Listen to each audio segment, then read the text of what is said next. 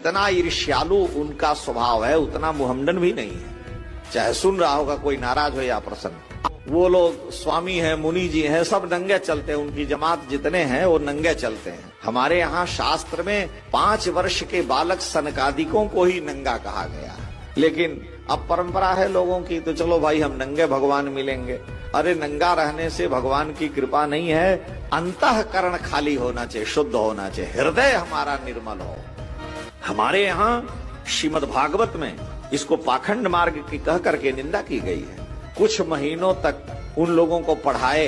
राजस्थान में पाली जिला है, वहां गए रहे तो जैन मुनियों को पढ़ाए दर्शन। हमारी आदत है, हम लोग वैष्णव हैं तो हम जल्दी समझौता नहीं करते। अग्निहोत्र बहुत वर्षों से करते हैं। अब वो सब चाहें कि नहीं ये अग्निहोत्र न करें, क्योंकि उनके यहाँ अग्नि में भी जीव है, जल में भी जीव है, तो पानी से न नहाए। अब बिना नहाए कैसे रहेगा, कोई बड़ी समस्या है। भगवा सा भगवस्तधारी साधु, पहली चीज तो हम ऐसे व्यक्ति को साधु मानते ही नहीं।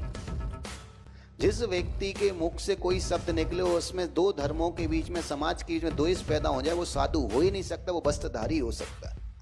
अब वो कह रहे हैं कि वैदिक ग्रंथों में, अब बताओ उनको खुद अपने गुरु से पढ़ने की आवश्यकता है, वो किसी दूसरे के गुरु को क्या पढ़ाने जाएंगे।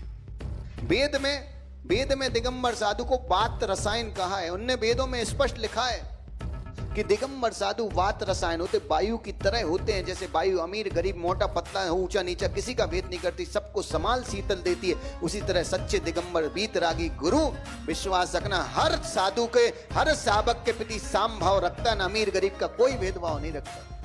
करो उसी वैष्णव परंपरा के प्रेमानंद जी, उसी वैष्णव परंपरा के बागेश्वर धाम, उसी वैष्णव परंपरा के श्री श्री रविशंकर, उसी पर वैष्णव परंपरा के देवकी नंदन ठाकुर दिगंबर साधु के गुणगान गाने से नहीं ठकरा। और वो मूर्ख व्यक्ति कह रहा है कि दिगंबर साधु।